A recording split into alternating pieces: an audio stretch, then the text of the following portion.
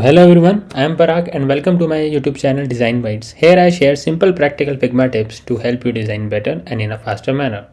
In today's video, I'll show you how to create these kind of responsive tabs only in Figma in just a few minutes. So before jumping into Figma, you must have some basic knowledge of components and variants. And for those, I have created a separate video. You can simply check out in my YouTube playlist.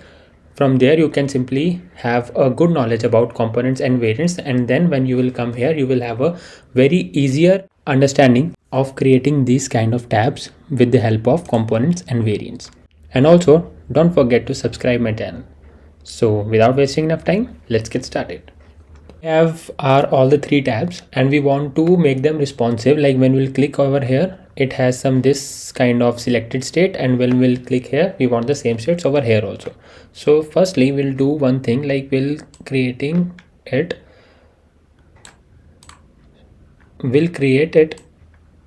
a grouping, okay, like this, like command G. We have created a grouping, and now we want to make it a component like this is a component, and we want to make its multiple variants, like whatever the states you want. So we would like to have 3 states, so we must have 2 variants. So total in all we have 3 components, right?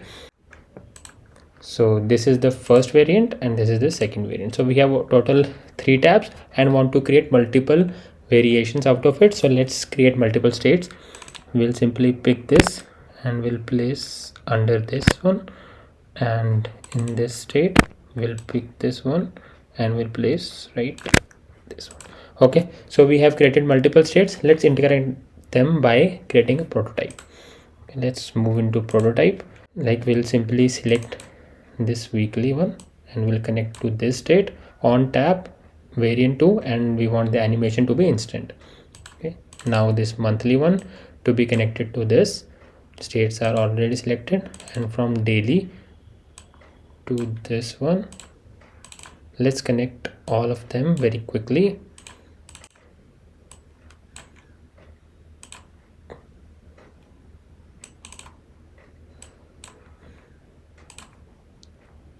Okay, so almost all the variations have been done. We can also check it by looking the connections.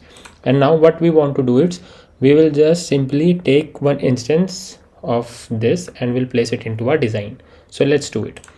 So I have selected its instance and let's place it into our design.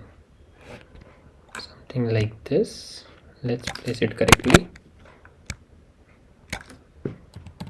Okay, so we have placed it, and now let's check it by playing it. So let us place it in the center to have a better look, and now let's click on it. Like, see how easy it is to create such a smooth kind of navbars. Okay, so this is how we have created it in a very easier manner. So for more such tutorials, subscribe to my channel. Thank you and have a nice day.